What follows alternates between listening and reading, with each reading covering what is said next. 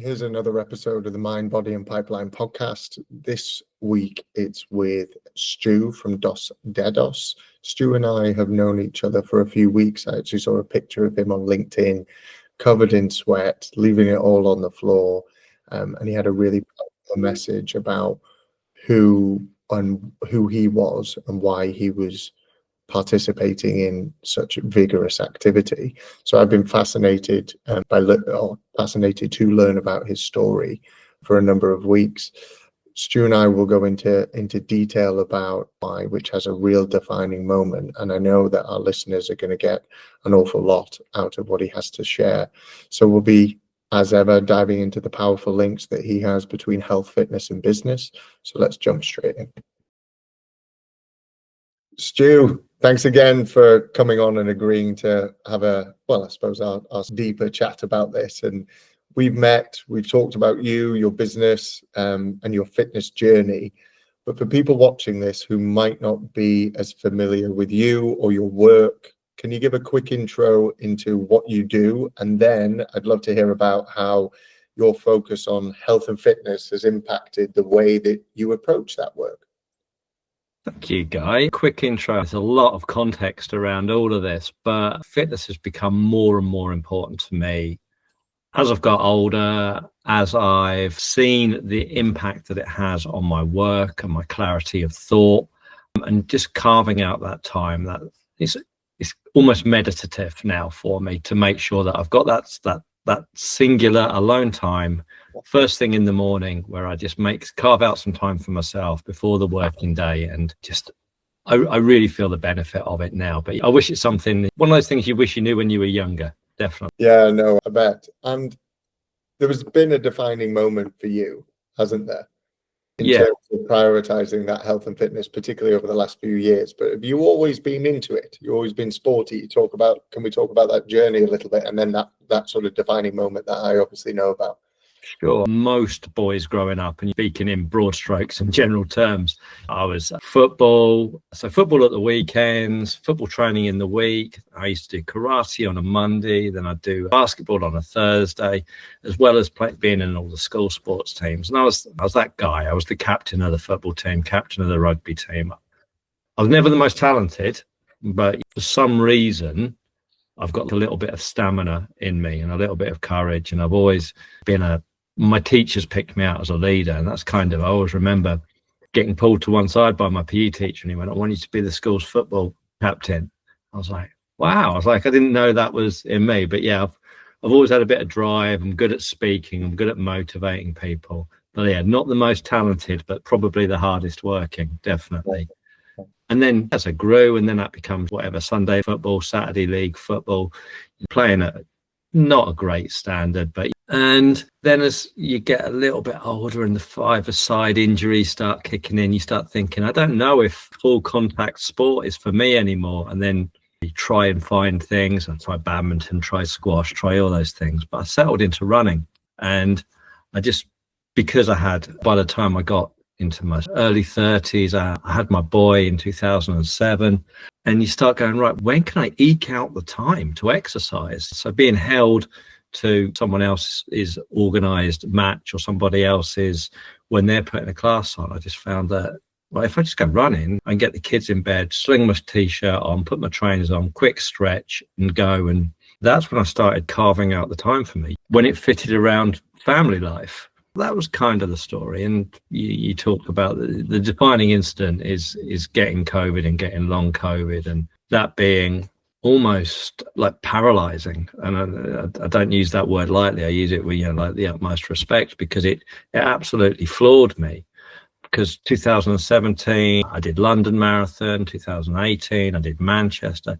So when 2019, I'd done a white collar box. So I always used to try and fold a significant event into each year, something to look forward to, focus on and train on. So then in 2020, when I got COVID as a relatively fit guy. I wasn't out of shape. There was a lot of coverage in the press around it. It was really hitting men in their mid-50s who were overweight, were really, really prone to the more serious versions of COVID and long COVID. But there's almost a subset within that I found, that lots of ultra athletes, long distance runners were really prone to the effects of COVID and long COVID. And yeah, it absolutely floored me. I've always, since 2011, ran my own businesses, employing people, and then up to having a team of 20, 23 people, depending on what day of the week it was. I had to take 2 months off and go to the GP, go to the doctors. I had to go to the local hospital. I was just talking about this the other evening. I had every possible examination, the big sort of spinning ECG thing that you pass through, all the stickers and everything on there for the heart and blood flow and pulse and all that, brain scans, head scans, chest scans, because I was waking in the night, felt like I was having a heart attack. So like I say, I'm not going into this as an overweight or a smoker or excessive drinker or anything. I was going into the illness as a relatively fit guy. Yet I was hit with this enormous lethargy, which brought about really deep anxiety and deep depression, as well as all these chest pains, like fibromyalgia through my arms, so ghost pains in my hands, phantom pains in my arms and my elbows, and just being on the sofa. So I spent a month on the sofa. And what happened was you get referred to different experts and things like that. And luckily for me, in Stockport, where I live, we had a specialist long COVID physiotherapist. And through seeing her on a weekly basis at first, it started with phone call consultations when you couldn't see anyone, but as soon as you were able to start seeing people. Remember when we all had to wear masks and go and see people and social distance? She started saying, well, what you need is you need to be active. So when everything was locked down, that meant being in the garden, being within your own four walls. But she was saying, like, get in the soil, start being outside, start finding the healing of nature, basically. Wow. And she said the next time we went along, she was going, right, now I want you to start thinking about having a timetable and a structure that your more physical recovery can be built around. And that started just with small walks, just walk to the park. So it would be, I'd try and get up, get dressed and go to my local park, walk.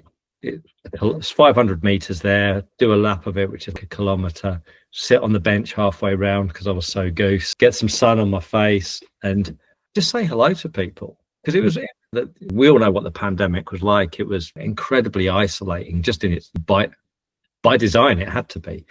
But to actually start seeing people again and being outside and saying hello to people, getting some sun on my face and just building those walks up. So it felt ridiculous putting my Strava on for a walk because I was always putting my Strava on for a huge run or a huge bike ride or something that I wanted to measure my segment times. I was actually doing it for how long can I go outside for? How long can I walk for? Can I build to 1.5 kilometers, 2 kilometers? Can I build up my pace? And GP, physiotherapist were, consistent in their guidance that more exercise, keep pushing, keep trying to get yourself up to your old standards and then try and push past it. So the walks became slightly longer walks, then the longer walks become slightly faster walks. Then I didn't stop at the bench and sit down, I'd keep going and just keep building until I could do a slowish 5k. So I always do parkrun, consistent at doing parkrun. It's a great thing for getting people together. So I always go to the same parkrun on Woodbank Park in Stockport. And my PB there, when I was marathon fit, was 20 minutes, 7 seconds. There's some hills, some real hills in that park.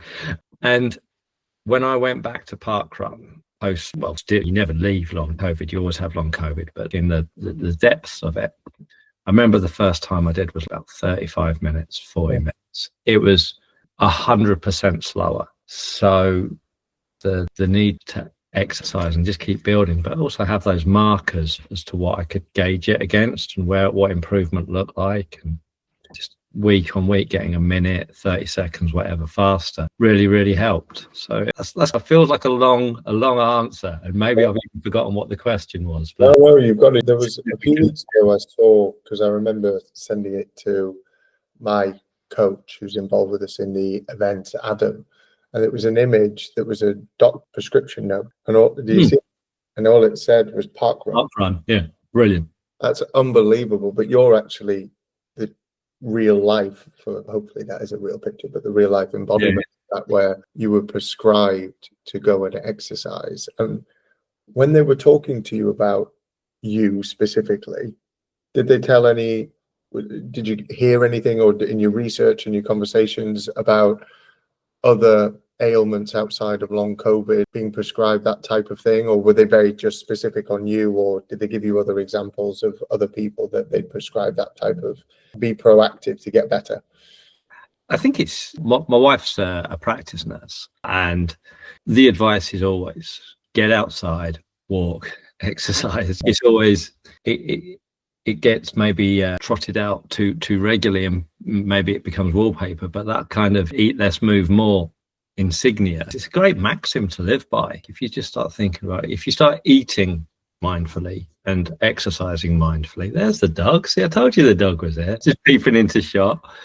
But the examples they were given, and this is where the what I said about the physiotherapist saying you need to construct a timetable, because what you have to do, and what she's seen happen time and time again, was if you give people, almost think about your school timetable where you knew what was happening Monday through Friday, you knew what you were doing at every section. She said, I want you to, first I just had to start plotting what I did in a day. And then she said, I want you to start prioritizing what's important in your day and start structuring where that special time is that you're going to give emphasis to. And that was, and I want one of those things to be exercise. One of the other things was naps. She said, I want you to, not only do I want you to exercise, I want you to carve out 4 slots of 10 minutes every day where you lie down, just close your eyes and just, and again, I think I said meditative right at the start, this idea of just letting your body slow down and relax and close your eyes, and not necessarily sleep, but just give your body time to recharge and your eyes time to refresh. That was one of the symptoms I missed out, actually. My eyes felt like, when I had deep in COVID, they felt like they were made of lead. Sometimes if you've been driving for a long while, you like your eyes feel heavy. They felt like they were glass, heavy balls in my head. And she said, one of the things you need to do, you just need to spend some time with your eyes shut. Wow, the story, amazing. And that timetabling that you've done and that prioritization, it's continued. And what does that look like now? So that's stayed, and that's become the staple part of my working life in terms of thinking, right, on a Monday, I look at my diary, look at my week, look at all my meetings, where have I got to get to, who have I got a video call with, who have I got to make time for?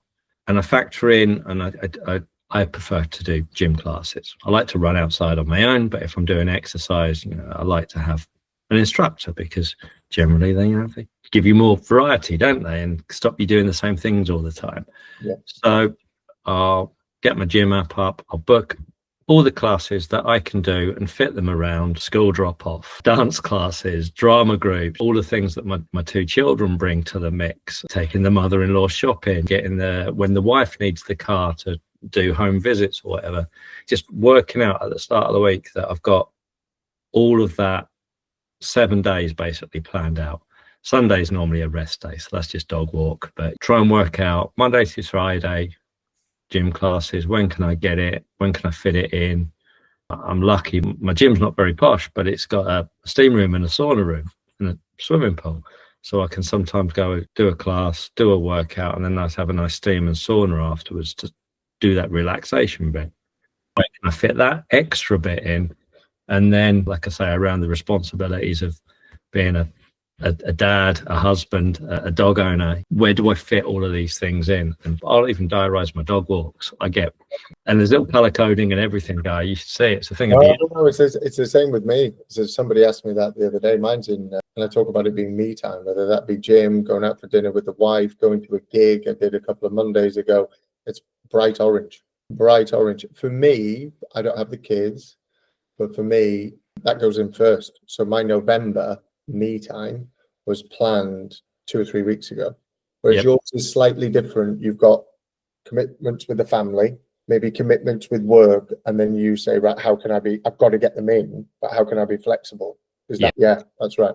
Because those things are the family things are normally like, school let you know month in advance, dance classes are regular. So you do get a pattern. I find that I can get to mainly all of the morning classes. But sometimes if there's a school drop off for an early class or something like that for my daughter, then I have to flex that around and go, right, well, maybe I go to a different gym at lunchtime, or I do something in the evening that day. And it's just you have to be adaptable and flexible, but there's quite a lot to factor in. But everyone has busy lives, right? Of course they do, absolutely. I first came across you, mutual connections. We've probably got hundreds, work in the similar industries and have worked in similar industries for a long time. But the picture that I remember was you posting of you in a gym, a bit of a selfie, covered in sweat, with some very well written non-AI blurb about, I think it was why you did it. But so my question is you've obviously pushed yourself very physically there. How has that shaped the way that you set or approach business and the goals that you have with the business and the type of work that you do? Yeah, I think the key word you said there were goals. I like having goals. I like them to be quite big and scary. Yeah. So marathons, done that, great. White collar boxing, done that. High rocks I've got coming up in 2 weeks or 10 days. I'm scared, and that it's a scary goal. Something that, and I don't mean scared like I'm in fear. Scared like it's big enough that I really, really respect it. Respect the gravity of the event. Big bike ride, whatever the form it takes. I like to set goals, and the same in business. So I'll do proper goal setting. I'll write it down. I'll write down what it looks like, what it feels like when I've done it, the pain of doing it, the gain of doing it, the pain of not doing it, the gain. Look at it from all the angles. Sorry, there's just a little bit of noise upstairs. But when I do the goal setting in my personal life and with my personal fitness, that comes from doing it in business and seeing that it worked. Yeah. So that's business working backwards into my personal life and going, right, well, if it works in business, then it can work in personal life. And then I just keep doing it, try and working out new goals. And sometimes it's things like holidays, which are big. And sometimes it's small things like, all right, well, can I make time for a nap today? I still need lots of naps. I find this is the thing with the long COVID, there's a chronic fatigue element to it. That means my battery power is only a certain amount and it can get run down quite quickly. So say I've got family down south, I do that drive. I can do it, but then like it'll take a lot from me. It'll take a lot of resource, a lot more than it used to. So sometimes I just need to factor in that little bit of recovery time. But that's little mini goals in the day. And that's,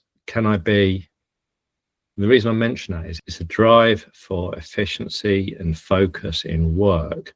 You go, right, if I work really hard this morning, if I turn my notifications off and I'm focused on a task and I get through it and I can deliver it and I've proofread it and double checked it myself, that means I can carve out 20 minutes this afternoon before the kids are home from school or before the wife comes back from work or shopping. It means, all right, I've got a small goal in my day that goes, right, and that's my treat time, and the dog cuddles up with me and we have a little nap on the sofa and it's gorgeous. And so I can set those small goals, those kind of little ones that were within reach, but then have something big and hairy and scary. You're saying like, I'm going to do my first high rocks in 10 days. And I want to scare an hour. I want to be around it. That might be ridiculously ambitious or naive or both, but I want to scare an hour. I want to be in and around it. And I said that to my mate who's done it. He went, I'm really, really fit. And I do like an hour and a half. I was like, all right, I want to worry an hour. I want to just get amongst it and see what happens. Oh, mate, I might blow out horribly. But I like that. Well, I want to come back to that point because that is fast. I'm not surprised, but that is very fast. It's great. I might be grossly. Let's stay on that a minute then. Have you planned it out? You've got 16 parts to it, right? Of course, in the data, you know what you've got to do. Got to hit. The average is 4 minutes. 4 minutes a section, and like then you can go, right, well, I know maybe on a farmer's carry, I'll be super fast.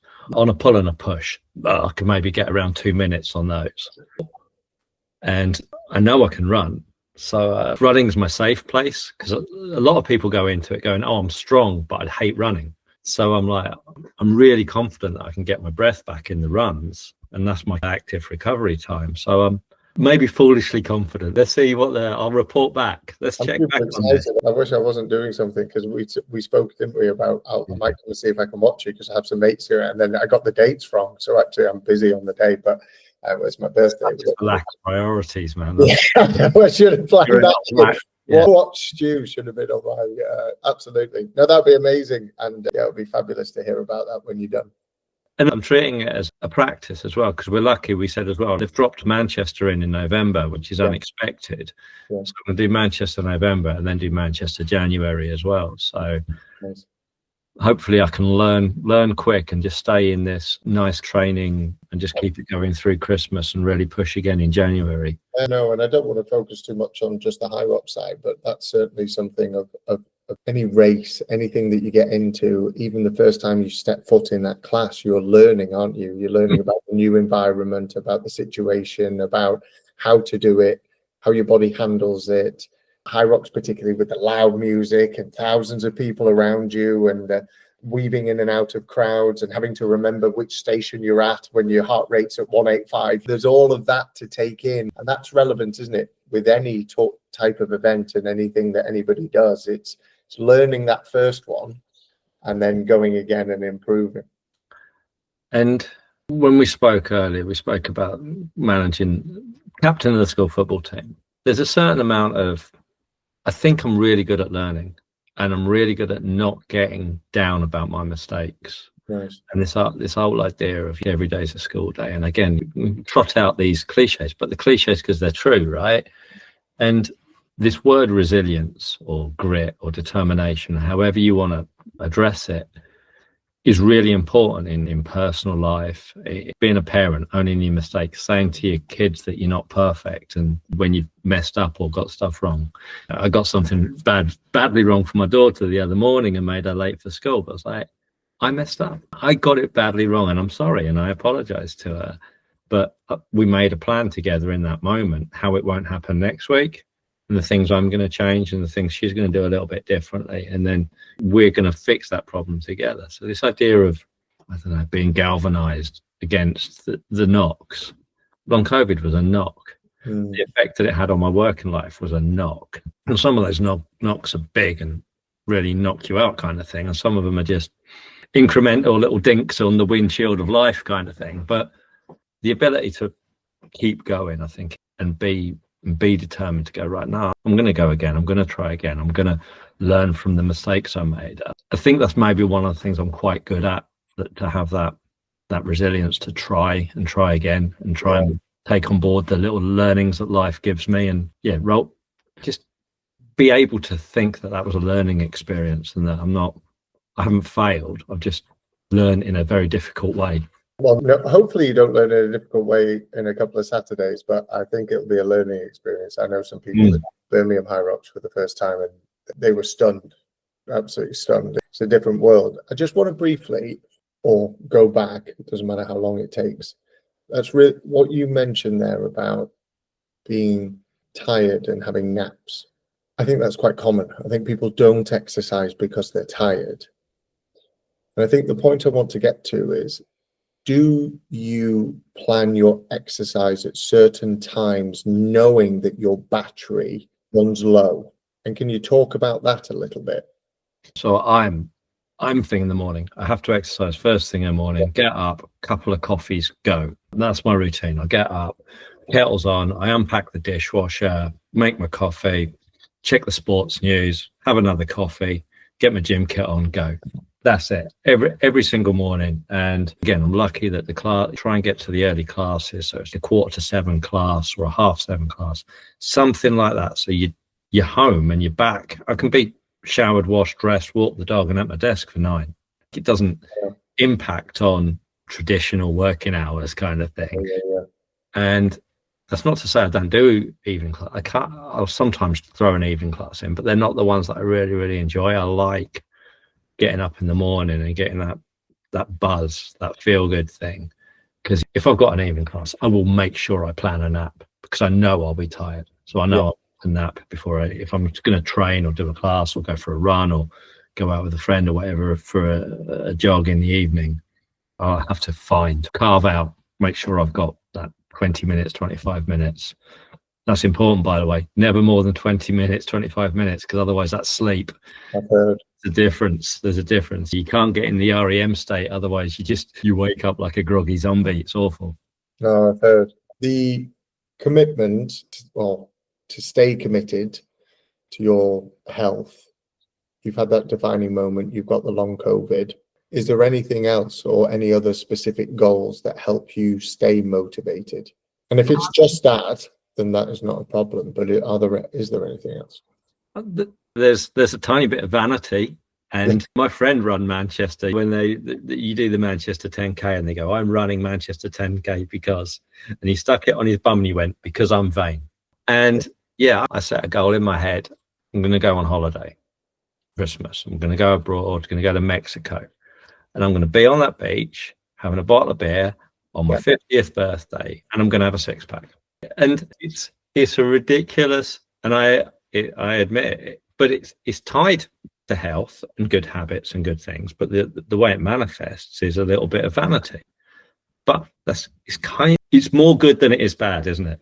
I agree. Somebody, again, just had loads of these conversations. Somebody sort of flipped it on me. Why do you do it? And got a very clear answer for that.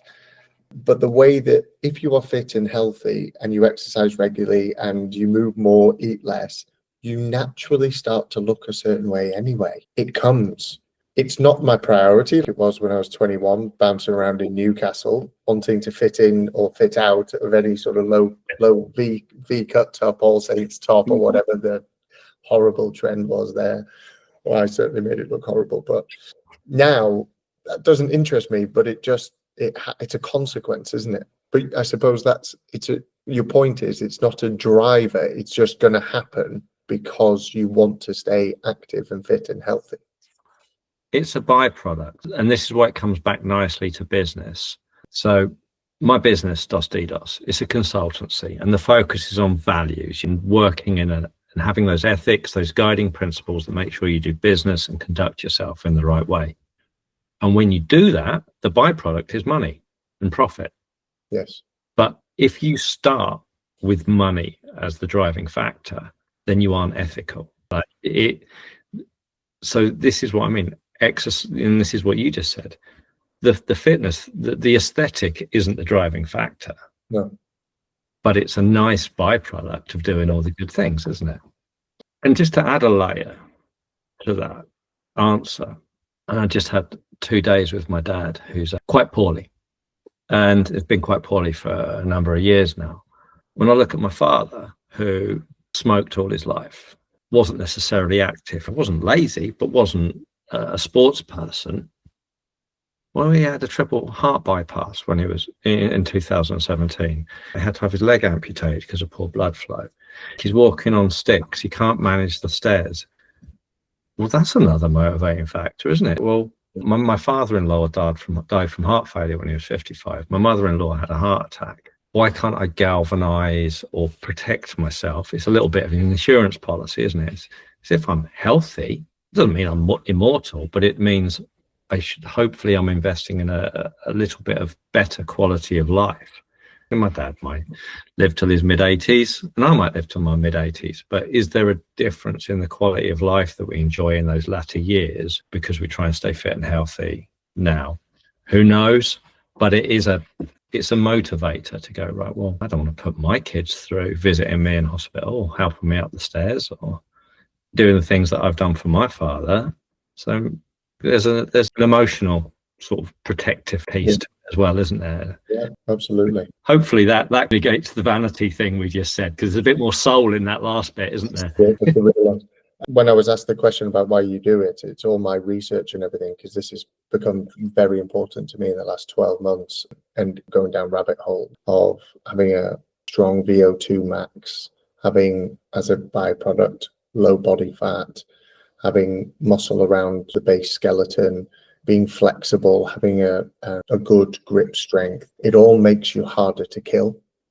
Literally, and I'm not going to speak accurately here, paraphrasing a little bit, but the sacs in your lungs change shape if you have a stronger lung capacity at different levels, aerobic, all that type of thing, that literally makes you less penetrable to disease. And that is why I'm doing it. As I got married last year, we're starting to think about kids. It's about that life and that longevity and that quality of life, and essentially being harder to kill. It's direct, but that is exactly why I do it now. And I share that same thought, that there's research around lifting heavy weights, carry on lifting into your senior years. It's everything. And that's your MSK, that whole journey from the muscles from the top of your skull to the tips of your toes. If you've galvanized and strengthened that muscle, it feeds into everything you do. And hopefully we've given ourselves that little bit of harder to kill piece. I like that. In terms of, I've said it to a few people, and people said I might pinch that. And I think if the word gets out there a little bit more, I think it's a good thing. We all always have tough times.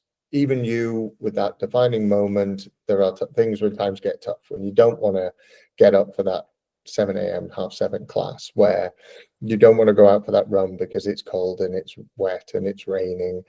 And perhaps it's not ever happened to you in the last few years, but has there been a period where you have dropped off the health routine? And then follow-up question to that of how did you get back on track? Almost like all the little bad habits. So we have a running joke in our house that I've got my 3 weaknesses all begin with a B. It's beer, biscuits, and brute bastles. That's what gets me. And I try to not have the beer, the booze in the house. I found that to be my little key. But I find that just sort of seeps into your habits. Oh, Stu, come out for lunch. Oh, Stu, meet me after work. Oh, Stu, let's go and have a meeting. Oh, well, let's have it in the pub, or let's have it in a bar. And then suddenly it's, oh, you've had a pint every day of the week, or you've had 2 pints every day. And then that seeps, and then your training drops off. But the answer that I found was, I'm happiest when I'm outside. And this doesn't mean I always do it. Gym classes and gym tends to be very, very indoors, but making sure there's time, run to the gym, or take the bike to the gym. Make sure you do the park run on Saturday. Make sure I do an extra bit after park run. Make sure I get the dog into the woods, into the long grass, down by the river, wherever it happens to be. Nature kind of fixes. When I get into a funk, and I talk to the old boys at the swimming pool, and they talk about the black dog. They go, oh, the black dog's a bit big today, or the black dog was really heavy for me last night. You can sometimes feel it, especially anyone who's had depression or anxiety. It doesn't go. You can just move it back a bit. Okay. And yeah, sometimes if it's getting heavy or it's getting close, right, what do I need to look? Have you been drinking too much? Have you been drinking? And when I say too much, I mean consistently rather than amounts. Right, knock that on the head. Have you been outside? Go outside. Have you been for a run? Have you taken Holly the dog down to the river? And as soon as you do that, and there's a thing about how sunlight passes through the leaves of trees, it just lifts your spirit, and you just come back and go, why didn't I do that yesterday when I was in a stinking mood and feeling low and feeling unenergized? But yeah, it happens. You could have 3 work socials. I know we've spoken about alcohol and drinking before, and I think there's a much deeper conversation on how the UK as a whole is using alcohol as a crutch. It's whatever we're doing. Oh, we're meeting up to have a chat, let's have a drink. We're going out for lunch, let's have a drink. We're getting married, let's have a drink. Oh yeah, we got your kid christened, have a drink. It's Halloween, have a drink. Do we really need booze for all of these things?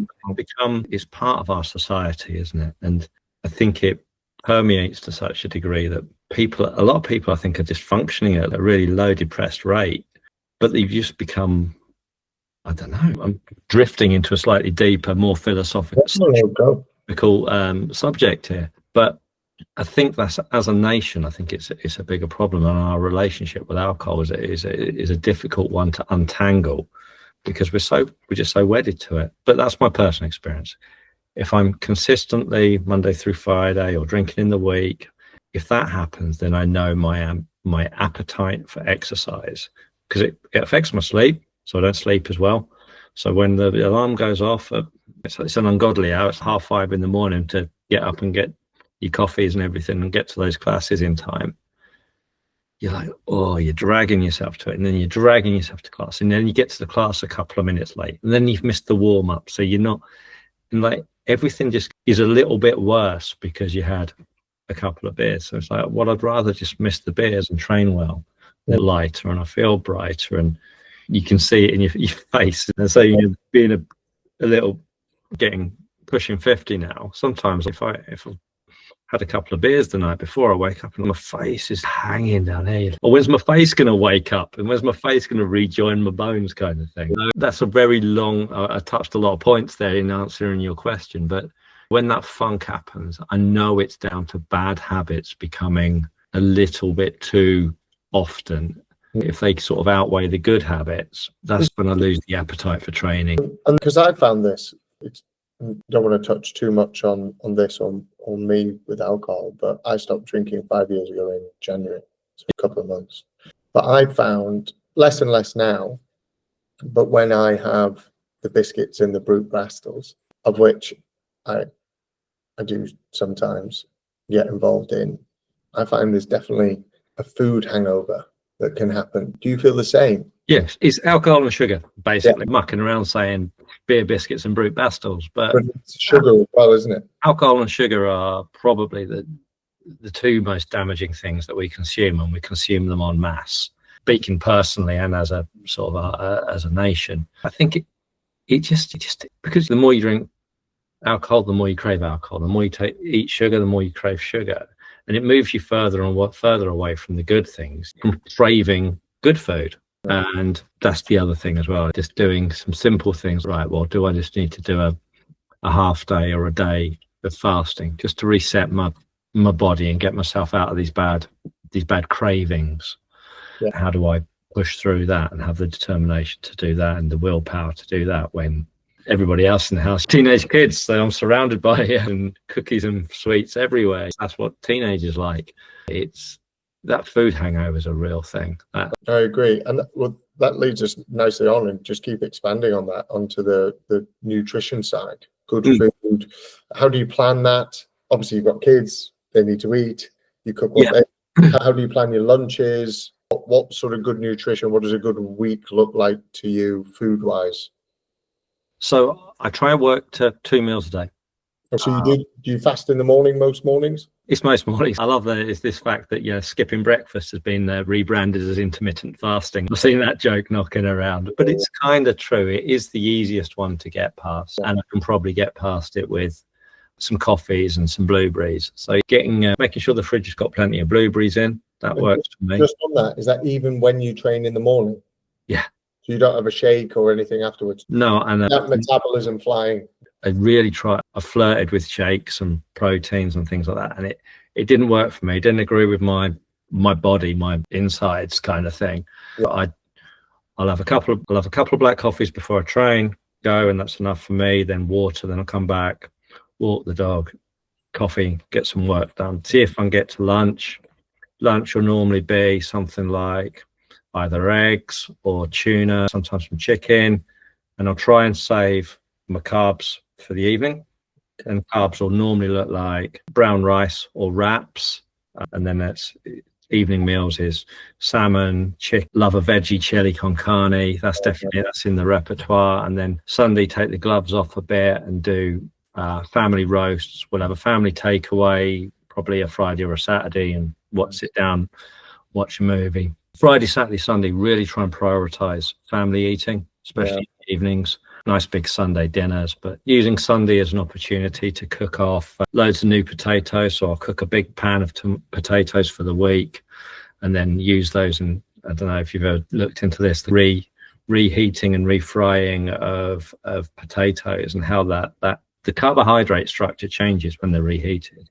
It gives you a nice so if you cooked a potato and ate it straight away, you get that quite high sugar spike, insulin spike, as you're getting the instant release of the energy from the food. But if you were to cook that new potato, refrigerate it, then the next day maybe you slice it and fry it off with a little bit of olive oil, that refrigerating and then cooking it changes the structure and actually gives you this is my reading, so I'm no scientist and no nutritionist, but I find that gives me that keeps you full longer. Right. Wow. Same with eggs, same with tuna, stuff like that. It does seem to just keep you full longer, and you don't get that carb spike, and you don't get the carb coma either. So always try and plan the meals on a Tuesday. The wife or I will always take the mother-in-law shopping on a Tuesday, and we'll shop for the week. We'll have a pretty decent plan of what we want to do, and always just try and work around that 2 meals a day structure. Try and keep the carbs to a minimum, and if they are, like I say, brown wraps, brown rice, try and avoid that white starchy carbohydrate intake. But I'm no expert, but that's super important. Well, it's important, but it's interesting about the potatoes. I didn't know that. That's really interesting. Same with pizza. Is it? Yeah, if you refrigerate it and eat it the next day, it's good for you. It's not good for you, but it's a bit better than it was the day before for you. No way. That's interesting. And your wife, does she train? Does she exercise? Does she eat the same things as you do? She's happy to do that? Because that's quite a challenge sometimes, I think, meeting particularly couples that have been together for longer, is that one gets into health and fitness and the other one doesn't. And it can be a challenge at home, juggling that. Yeah, it's like, I can't remember, Dr. Dolittle, where he has the push me pull you with the llama with the 2 heads and it's pointing in 2 different directions. It can be a bit like that because obviously you've got different goals, different agendas, different diaries, but the majority of the time we eat the same. I'm at home. I work from home all the time, so I'm lucky that I can just stock the fridge with what I want, go to it when I want. I know I've got 2 boiled eggs sat there on the hob waiting for me. Just as soon as this call's finished, I'm gonna go up there, peel them, and that's gonna keep me going for the rest of the day.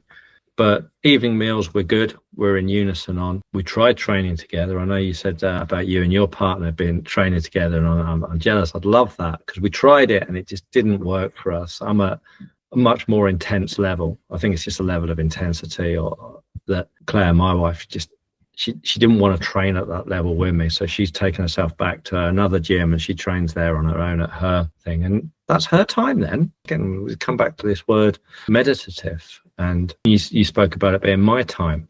It gives her time alone to think, what headphones on. I'm definitely a headphones off kind of guy. She's a headphones on. I want to like the distraction while I'm exercising thing. I like the long runs. She's not so much into the long runs, but she's just recovering from a foot operation at the moment, so she's just feeling her way back into it as well. That's the thing as well, isn't it? If one of you gets injured or one of you has something happen in your life, then you can't train that. So it kind of works. But we're definitely on different journeys, but we definitely support each other, and we look forward to the same meals, and we enjoy. We're a little bit routine. We get a bit routinized, so trying to shake it up on a Saturday and a Sunday is important. But the week we have definitely settled into a bit of a plan for what we do, and that's our go-to thing. So we're just looking to shake that up for the new year. That's good. The running that you do can be a very solo endeavor. It could also quite often, there's quite a community feel around running or around any form of exercise. You might have it in your classes, or even something, if you've been doing the same park run for a long period of time, you see the same people. Any of those communities, that sort of fitness community, have you seen strong relationships built out of it? And then secondary question to that, in terms of impact on the business that you can vouch for? I think the first one, that kind of sense of community and that sense of support that you get through. I've never touristed on parkrun. I think I'm on about 170 or something like that, and they're all at Woodbank Parkrun. And like all my volunteering I've done there as well. So like I know that set of people, and like my thing, and I'm too now dyed in the wool to change. But there are people there that I've worked with, projects with, given a free advice to while we're running around. That does come up because people ask what you're doing, how's business. It's that commonality, isn't it? And especially if like relatively recognize me. I've been turning up for whatever the last 8 years or so, become a bit of a recognized person. But I think then the second question of how does the fitness actually help business and networking and things like that, I've found it's become a bit more cliched, if you like, in terms of golf days and things like that. But a couple of people in my network are now doing like the ice bath networking and the controlled breathing, folding all that in, doing some early morning stuff.